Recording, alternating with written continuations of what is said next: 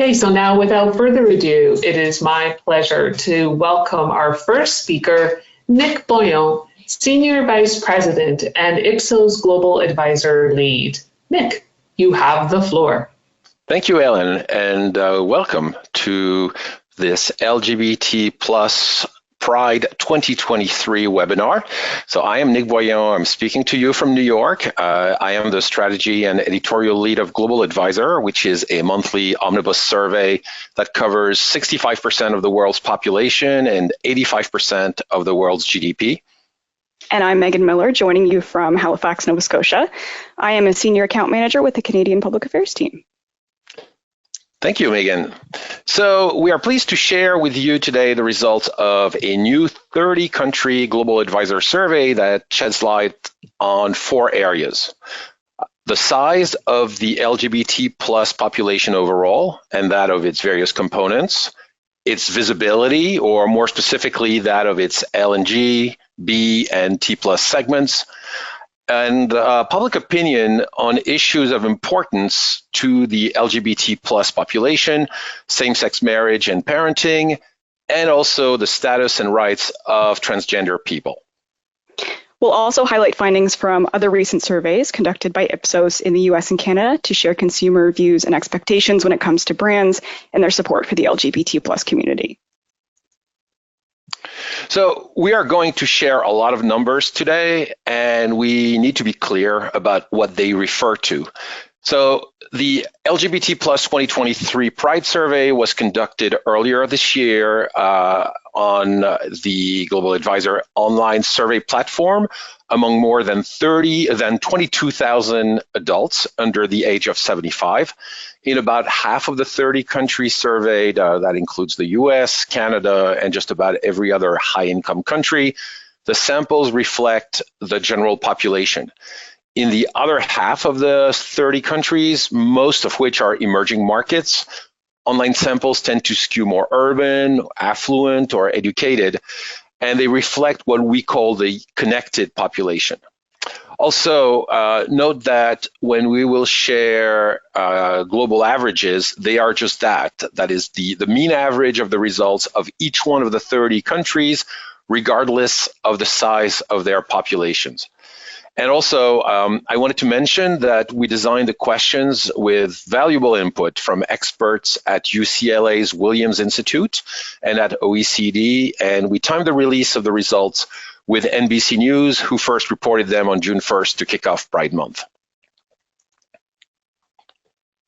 So, does our survey represent the whole world? Well, unfortunately, no. Asking about someone's gender identity or sexual orientation is something we can easily do in North America, or in Latin America, Europe, South Africa, in Australia, and some parts of Asia. But it's not something we can do in other parts of the world. Consider that in many countries in the Middle East, Sub-Saharan Africa, and parts of Asia, homosexual acts or expression are criminalized, and those found guilty can be sanctioned with imprisonment, dismemberment, or the death penalty in some cases. So this map shows in blue the countries that supported the UN's declarations on LGBT rights in 2008 and 2011. It almost perfectly matches the map of countries where we can reliably ask questions about LGBT plus identification or issues. Yes, and so the first finding of our survey is that on average, across the 30 countries surveyed, 9% of the adult population falls into the LGBT plus category. Now, how do we define someone as LGBT plus? Well, we do that by asking 2 questions. One is about their gender identity, with the option of providing multiple answers. So female, male, transgender, non-binary / gender non-conforming / gender fluid, differently from any of the above categories, or also we provide the option of not responding. We also have a question on sexual orientation. So we ask people if they are straight / heterosexual, lesbian or gay / homosexual, bisexual, pansexual or omnisexual, asexual, other, not sure, and again, prefer not to say. Someone is LGBT plus if they identify with any of the three options highlighted in gray on the left, and or any of the four options highlighted in gray on the right. And by the way, we only added the flags here for this presentation just to give it some festive color. They were not shown to respondents. We are mindful that we did not include labels that some LGBT plus people in North America may identify with, such as queer or two-spirit. The reason is that this is a global survey, and for us, the priority is global consistency with terms that translate in all languages, which is not the case for queer, for example.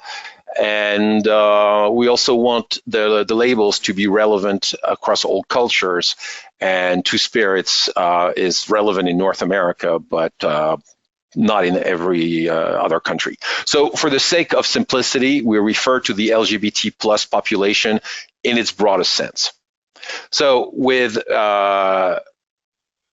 all these caveats, here's a map showing the proportion of self-identified LGBT plus adults across the various countries. It ranges from 15% of all respondents in Brazil, 14% in Spain, and 13% in Switzerland. So these are the three largest, the three countries with the largest percentages. The countries with the lowest ones are Japan, 5%, and Peru, 4%.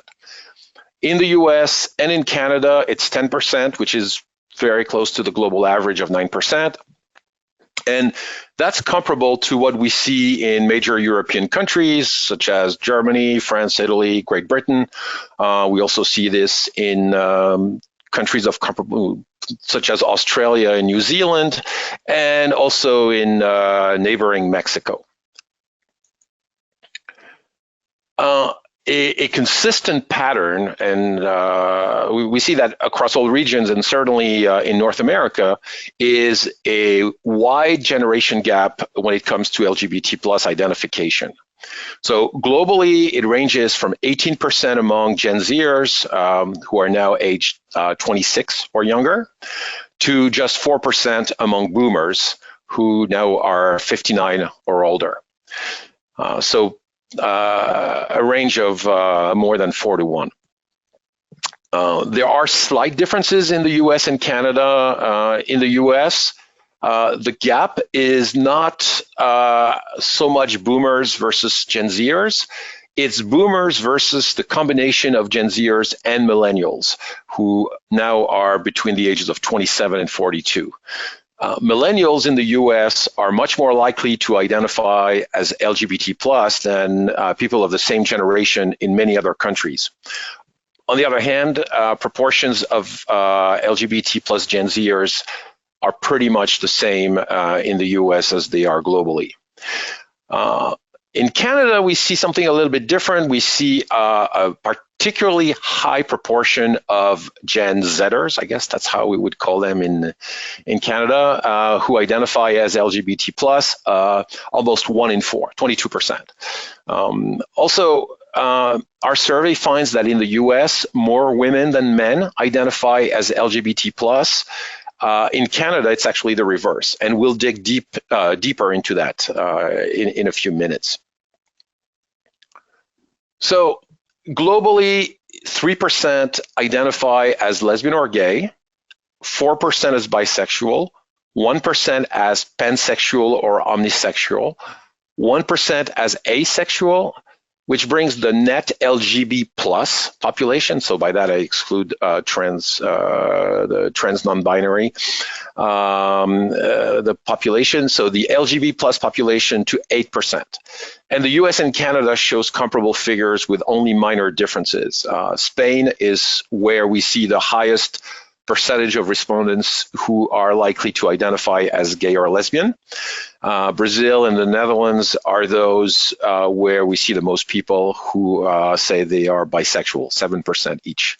Now, something about Japan, it's the country where respondents are the least likely to identify as gay or lesbian, less than 1%, or as bisexual, 1%. But It's by and large the country with the highest percentage of not sure. 17% of all respondents in Japan said not sure. And it's the only country with Turkey with 10% or more who preferred not to answer the question. So it really goes to show how much the topic of sexual orientation still remains very much of a taboo in various parts of the world. In contrast, here in North America, only 1% said they are not sure and 3% refused to answer. Globally, Gen Zers are about twice as likely as millennials and 4 times as likely as Gen Xers, who are now between 43 and 58.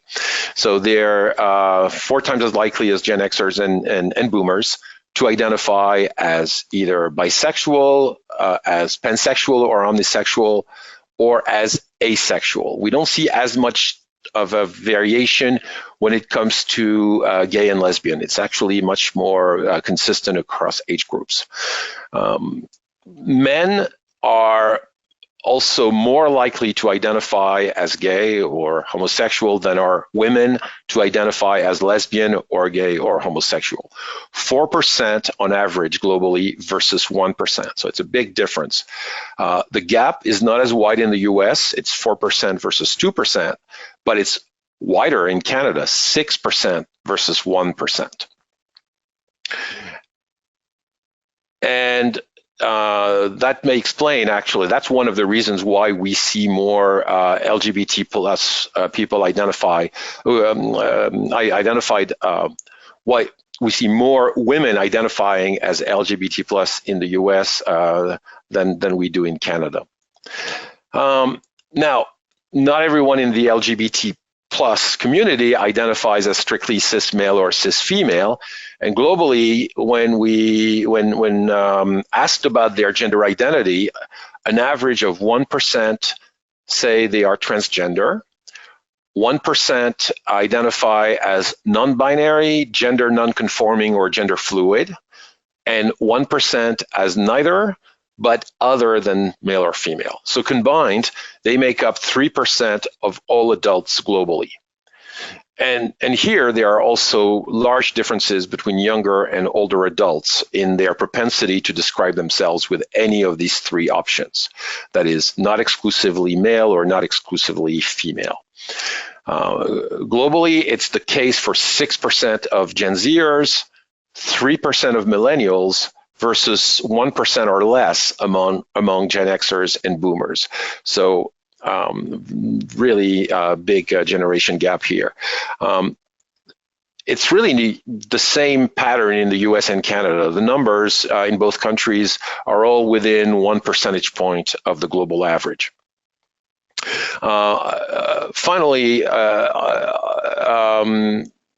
the gap is really not narrowing. We see increases of 2 percentage points since 2021. So since the previous survey 2 years ago, the proportion, the percentage of Gen Zers and millennials who identify as trans or non-binary or differently from male or female, so is up 2 points. Whereas it's just 1 point, it's up 1 point or less among Gen Xers and boomers. So the generation gap is actually accentuating. And finally, on this point, the percentages of American and Canadian adults who do not identify exclusively as cis male or cis female are very much in line with the 30-country average. They're no higher than those we see in countries as diverse as, say, South Africa or South Korea or Brazil. And they're actually lower than those that we see in several European countries, as well as in Thailand. So we'll move to the next topic. Megan? Thank you. So next, I'll walk you through our findings when it comes to the visibility of LGBT plus people around the world. Whether people see or know LGBT plus people in their daily lives as friends, colleagues, or family members. So overall, what we find is that visibility is up from 2021, but still differs across countries. So on average, across all countries surveyed this year, 47% of all adults say they have a relative, friend, or work colleague who is a lesbian or gay, up 5 points since 2021. 26% say they know someone who is bisexual, up 2 points. 13% say they know someone who is transgender, up 3 points. And 12% say they know someone who is non-binary, gender non-conforming, or gender fluid, up 3 points. Looking at the United States, these percentages are between 5 and 9 points higher than the global average, and we see a similar pattern in Canada. So although we're focusing on these two countries, the US and Canada, it should be noticed that this varies widely across the other countries in the study. So having a relative friend or work colleague who is lesbian or gay or bisexual is most reported in Latin America, especially Brazil, as you can see here, Spain, Australia, New Zealand, and South Africa. Gender diversity is most visible through the Anglosphere in Brazil and especially in Thailand, again, as you can see here on the right. So on the other hand, the visibility of different segments of the LGBT plus community is lowest in Japan, South Korea, Turkey, Romania, Hungary, and Poland, all countries with a more socially conservative culture. So considering the fact that self-identification as LGBT plus in Romania is 9%, while reported visibility of people who are gay or lesbian is a full 34 points below the global average in Romania, this may potentially be a case of individuals not necessarily being out in these countries, either to themselves or their social networks. Looking at demographic differences across the global average, women are more likely than men to report knowing people of different sexual orientations and gender identities. Consistent with self-identification, the prevalence of knowing someone who is LGBT plus is much higher among younger adults than among older adults. And generational differences are particularly pronounced when it comes to knowing people who are bisexual and people who are non-binary, gender non-conforming, or fluid. In both cases, Gen Z is twice as likely as Gen X and 3 times as likely as boomers to say they do. Even between millennials and Gen Z, those in the youngest generation are more likely to report knowing someone bisexual or gender diverse than those only slightly older than them. So now I'm going to hand it back over to Nick to discuss views on same-sex marriage and parenting around the world. Thank you, Megan. So today we find majority support for both same-sex marriage and same-sex parenting in most of the countries that we surveyed. But before we talk about current support levels for them, I want to take you back a decade ago, 10 years ago, almost to the day, on June 26, 2013, the US Supreme Court handed down 2 decisions that made same-sex marriage federally recognized and legal in every state. Now, until that day, 31 states had banned same-sex marriage via legislation or constitutional amendments. On the other hand, 9 states and the District of Columbia had legalized it. And when we first asked about same-sex marriage in Global Advisor back in 2013, a few months before the Supreme Court ruling, only 42% of Americans said same-sex couples should be allowed to marry. Now, today, a majority of Americans say so, 54%. What's happened is that making marriage legal has caused more people to be okay with it. And what we see this year is that in every one of the 20 countries where same-sex marriage is legal, a majority supports it, with the sole exception of Colombia, where support is just 1 point shy of 50%. Among the 10 countries where it's not legal, there are only 2 where majority support it, Italy and Thailand. Elsewhere, with the exception of Turkey, majorities support at least some form of legal recognition for same-sex couples. And what we see also is that opponents of any form of legal recognition for same-sex couples make up no more than 1/3 of all respondents in any of the countries surveyed. That includes Turkey. This said, things got a little bit complicated this year, at least in this part of the world and in Europe. Overall, support for same-sex marriage has actually softened since 2 years ago. In the US by 5 points, and in Canada by 6 points to 69% now. And We see a similar trend in several countries in Northern Europe. We see that in Germany, we see that in Sweden, in Britain, in Belgium.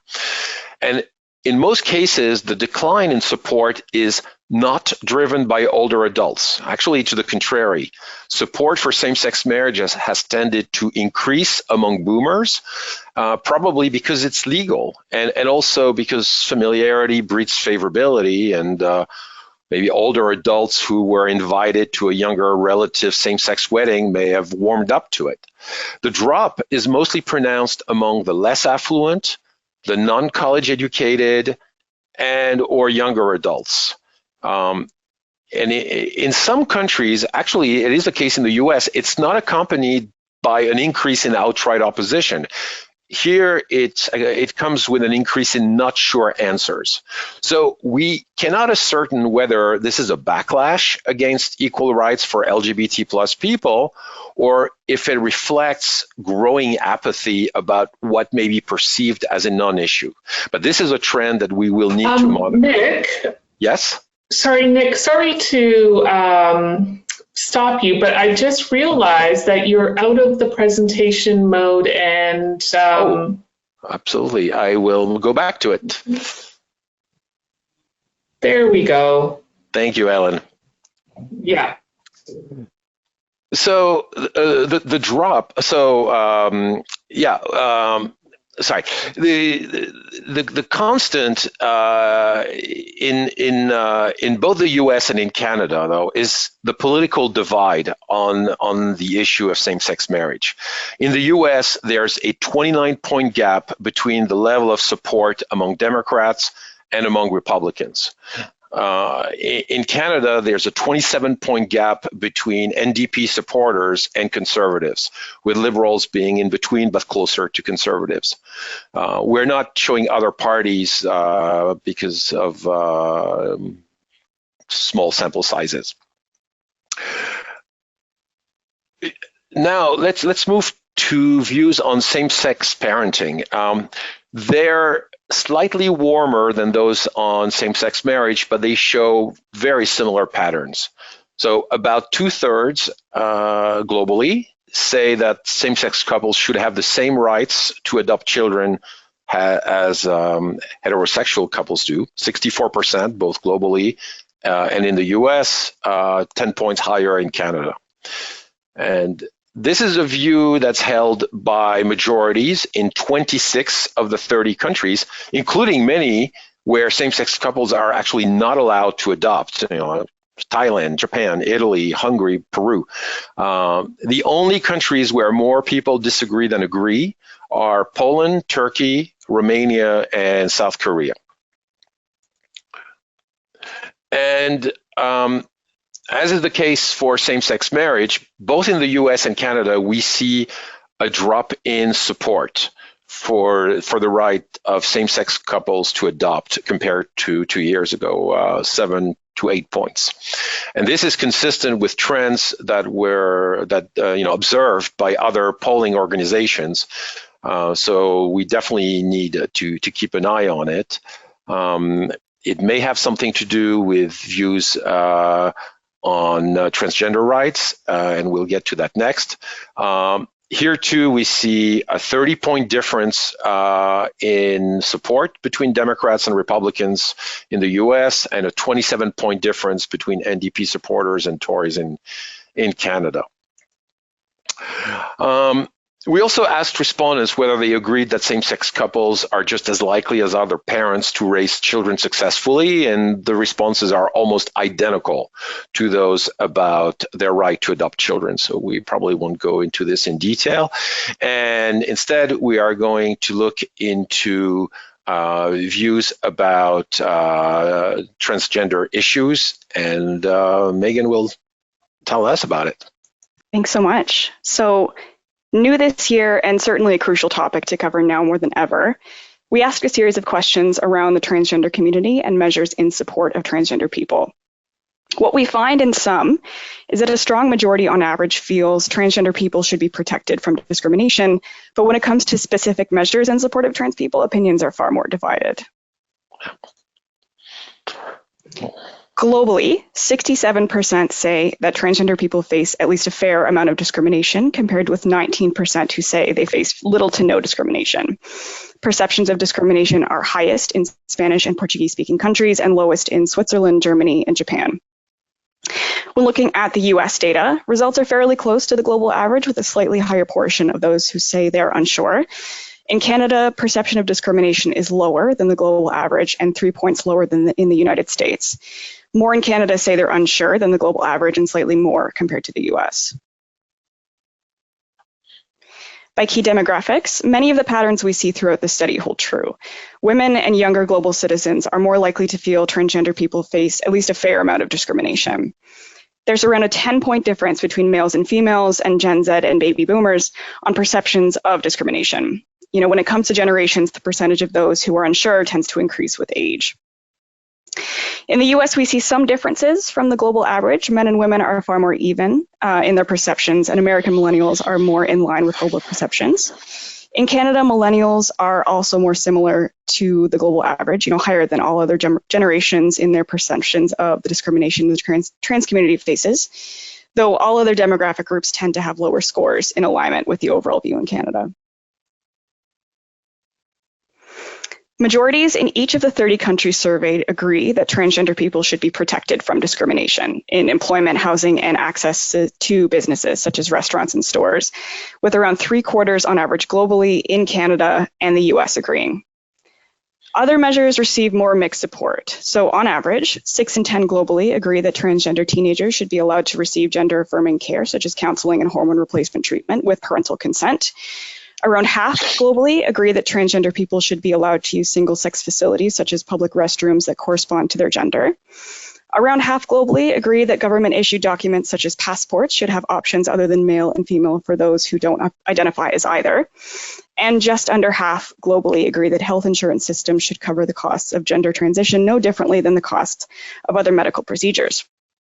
What you'll notice is that Canada and the US sit below the global average on all of these, the US more so. Unsurprising, given that this is a country where transgender rights and protections have become polarizing political issues. Right, and indeed, when you break out the data by party ID in the US, the differences are stark, much more so than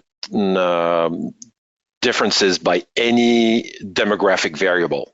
So among the 5 statements, the only one that shows a gap in agreement between Democrats and Republicans of less than 40 percentage points is on whether trans people should be protected from discrimination. Here we have majorities among not only Democrats, 9 in 10, but also among Republicans, 6 in 10. Agree that it is the case. But on all other statements, those that pertain to gender-affirming care for teens, the use of single-sex facilities, the option of another gender entry in official documents, or health insurance coverage of transition costs, about 6 in 10 Democrats agree on pretty much on all of these, versus just 2 in 10 Republicans. And the proportions of independents agreeing fall out somewhere in between, but they tend to be closer to those of Republicans. So to look a bit more deeply into this, Ipsos conducted a survey in the US last month in partnership with Axios, which helps us understand what drives this polarization. Yeah. I'm really sorry, but you popped out again. Oh, I don't know what's going on. I will bring it back. There we are. Sorry. Yeah, I don't know. Must be doing something. Yeah, what you see here are some data points from the Axios Ipsos American Health Index. What Axios' take is that many Americans lack fully developed views on LGBTQ issues and on sexual identity, just as more states enact laws that restrict access to transgender healthcare, and the views of a large segment of voters could be highly malleable as politicians elevate the issue in the run-up to the 2024 election. So indeed, more Americans agree, 44%, than disagree, 31%, that people should be able to choose their gender identity. But we see an opposite picture when asking specifically about teenagers. Then 44% disagree and 33% agree. And in both cases, about 1 in 4 neither agree nor disagree, which is actually a relatively large proportion of people who don't really have a very strong opinion. Again, we see we see a wide political divide with majorities of Democrats agreeing with both statements and less than 1 in 4 Republicans who agree with either one of them. And really few issues today are as divisive as is gender-affirming care for minors. So in this survey, 36% agreed that parents supporting their transgender children with transitioning genders are committing something like child abuse, almost as many as the 38% who disagreed. And again, 1 in 4 did not agree or disagree. And agreement among Republicans and disagreement among Democrats are at the same level, about 60% each. So the view that gender-affirming care for minors is akin to child abuse may actually have grown over the past year. Back a year ago, we conducted a survey for NPR, which found a lot more opposition than support for state laws or policies that classify gender transition medical care for youth as child abuse. But as we know, multiple states have gone that route, although there have been some legal setbacks, such as a recent ruling in Arkansas. So Megan, tell us about Canada. Yeah, so in Canada, we see a very similar trend in views on measures in support of the trans community when looking at political party division. However, what's notable is that although conservatives have a markedly lower level of support for all specific measures for trans people, opposition is not as strong as what we see in the US, and conservative Canadians agree that trans people should be protected from discrimination to a similar degree as liberals. In Canada, this is not as much of a pronounced wedge issue as it is in the United States. This is not to say that the trans community does not face hurdles related to receiving care and inequitable societal treatment and discrimination in Canada, but Canada has strong human rights protections for gender diverse people at both the federal and provincial levels, perhaps tempering the national opposition to these measures to a certain degree. Yeah. So, taking a step back and thinking about the global survey overall, let's recap the key takeaways. What we continue to see is that the portion of those who self-identify as LGBT+ has grown since 2021 and continues to grow on a global level. Perhaps consequently, the visibility of the LGBT+ community is also growing globally. Support for same-sex marriage and adoption appears to have plateaued, but it's still relatively high and legal in most countries. And support for protection from job and housing discrimination is broader than for other measures for transgender people. There tends to be division on the specifics. So moving forward then, what are the implications for brands in North America? So I'll pass it back over to Nick to provide some insight into the American context. So a couple of weeks ago, the Ipsos US Consumer Tracker found that around half of Americans say they are less likely to buy from a brand from a company or a brand that takes a social or political, a stand on a social or political issue that they disagree with higher proportions among both Republicans and Democrats than among independents. In the same, this year, brands such as Bud Light, such as Target, have faced boycotts for celebrating Pride Month, even though they had done so for years. But at the same time, we also see a slim majority who agree that corporations should stand by their views, even if it makes some customers angry. 53% say that, compared to just 15% who disagree. So, well, in addition, the feeling that companies should stand by their position on social issues is especially prevalent among Democrats. So what this and other findings from that survey tells us is that taking a stand, or not taking a stand actually, can be risky, but caving to pressure may be even riskier, especially if it's a progressive cause. So it's important for companies to know their customer base, who they are, what they care for, how they feel about causes. And by the way, this applies not just to customers, but also to employees and other stakeholders. And of course, as a researcher, I have a vested interest in telling you that this is what research is for. Now, to give you a sense of how political polarization in the US plays out for companies that take a stand on LGBT plus issues, consider these results from another survey that we just conducted on behalf of GLAAD that was published only last week. So a plurality of Americans, 44%, agree that corporations that show public support for the LGBTQ community have a positive impact on the acceptance of LGBTQ people. They outnumber those who disagree by 10 points.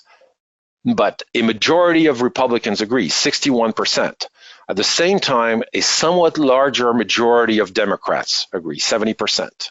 And the views of independents mirror those of the total population.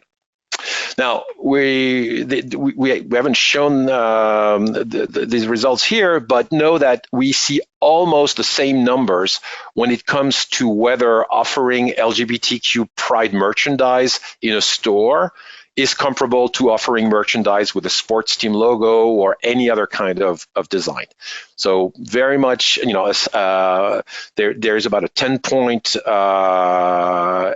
edge in support, but again, a major divide along party lines. Now, if they saw a company facing criticism for supporting people in the LGBTQ community, just over half say that it would make no difference to them, but more say that they would want to support that company than say that it would make them want to support the people who criticize the company, a difference of 12 points. So it's very consistent, and also consistent with what we saw earlier. A slim majority of Democrats, 53%, say they would support the company, while only a minority of Republicans, 38%, say they would support the people who criticize the company. How about Canada? Thanks. So looking at Canadian consumer data, the message is clear. There is strong support for diversity, equity, and inclusion and how companies operate, with around 1 in 4 Canadians agreeing that all companies have a responsibility to help build a more diverse, equitable, and inclusive society, and that DEI should play an important role in corporate strategy. We can also see that a majority of Canadians specifically link support for the LGBT plus community into what good DEI practice and strong leadership in DEI practice and the DEI space really means. However, consistent with some of the US data, Canadian consumers are also largely cynical about companies' true intentions in supporting LGBT plus communities, particularly during Pride Month. You know, we've all seen brands change their company logos on social media to rainbow colors on June 1st, only to be set aside come July 1st. Nearly 3/4 feel companies only support Pride Month to market or sell products or to be seen as politically correct rather than expressing authentic support for the LGBT plus community. So what this tells us overall is that consumers are calling for DEI practices, but they have to be authentic and not just part of a marketing strategy. So Canadians really want companies to mean what they say and not just play lip service. Thank you, Megan. So this wraps up our presentation, and now we will address questions that we have received, and we invite you to continue sending us questions in the chat. And if we do not get a chance to address them today in this webinar, please leave us your name, and we will definitely get back to you. So Megan, what questions do we have? Yeah, so the first one asks, is it only Great Britain that we've studied, or was Northern Ireland also polled? That's a good question. No, our sample is exclusively Great Britain, which is actually 99% of the United Kingdom's population. But we refer to the data as Great Britain because of that. Okay, thank you. Another question here. Is India not included in our study? So that's a good question.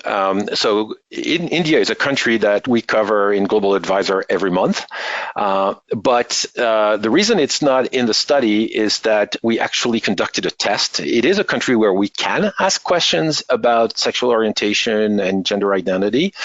But the thing in India is that our methodology there is not online. It's primarily face-to-face. And we tested the survey there, and what we found is that the respondents did not have the privacy that they needed and the comfort to provide answers, to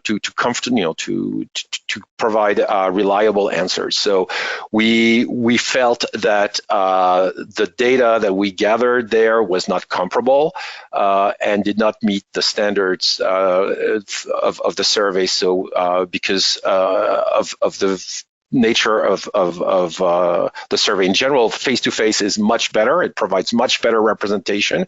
It's better for pretty much every topic, but on the subject of sexual orientation and gender identity, it was problematic. So that's the reason why we did not cover it. Nevertheless, it is a very important country to monitor, and our colleagues in India are actually about to do a survey with a different methodology because the legalization of same-sex marriage is actually on the agenda of the Supreme Court over there. So it may happen in July. So that was a good question. Anything else? Yeah. Another question, is there any trended data showing the overall change in self-identification of LGBT plus identities before 2021? Yeah, well, so we do trend it. We did trend. We find that overall there is a slight growth in the at a global level, for sure, in the proportion of people who identify as transgender or non-binary, non-conforming, fluid, or differently from cis male or cis female. So yes, we do see an increase here.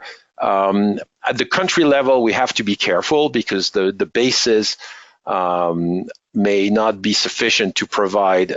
When we see a change of 2 percentage points at the country level from one year to the next, it's probably within the margin of error. So we have to be cautious about this. At a global level, we definitely see this, and we have such a large sample that we can pretty much we can be more assertive in recognizing this. Awesome. Another question here. To what do we attribute the decline in support for same-sex marriage, adoption, et cetera? What kind of factors go into that? Yes, well, so that is a big that is definitely a big question, and it's something that our survey in the U.S. is not the only one that has found this. So there are probably two reasons. Or two possible reasons. One is, as I mentioned, maybe some disengagement, some form of apathy. It's not really an issue that some people may think about. So that could be one reason. Another one could be the halo effect of I would say the polarization, the political polarization around transition care rights, around all kinds of issues pertaining to transgender and non-binary people, and it's associated with the LGBT plus community as a whole, and so there could be a halo effect there. But again, it really will need to be further explored over the next few years. Sure. And one more I think we have time for. How do you perceive the future of perceptions on transgender rights in the next 10 to 15 years? That's a big question as well. So it's, I don't want to just speculate, but one thing I would like to, there may be a parallel with the status of same-sex marriage when you look at its history. Back, I would say 25 years ago, it was something that looked far-fetched to a lot of people, and then it started to happen.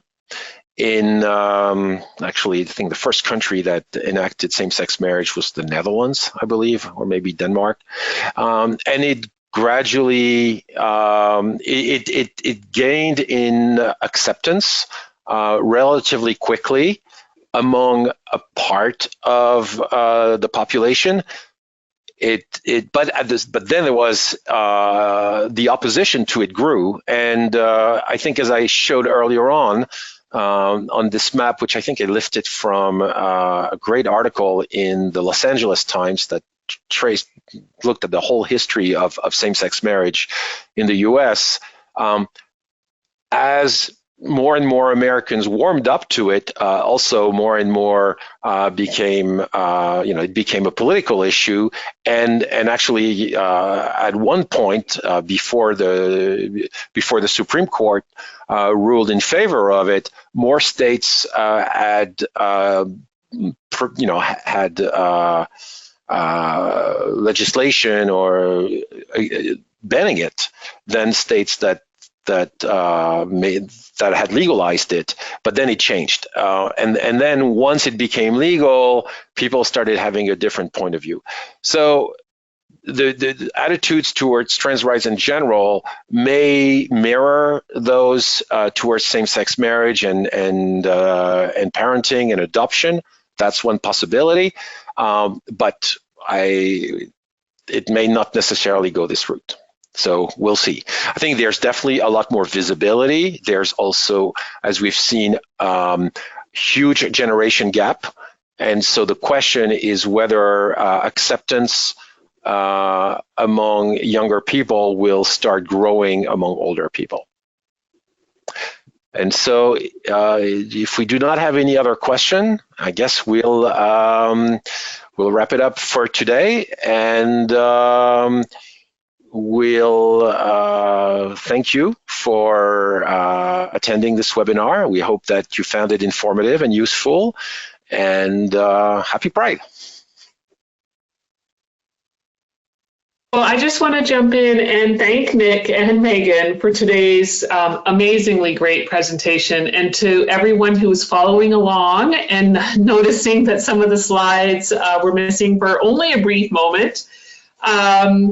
Be on the lookout for a link to today's recorded presentation. That should be available before the end of the week. In the meantime, don't forget we have some materials in the handout section of the control panel that you can download right now.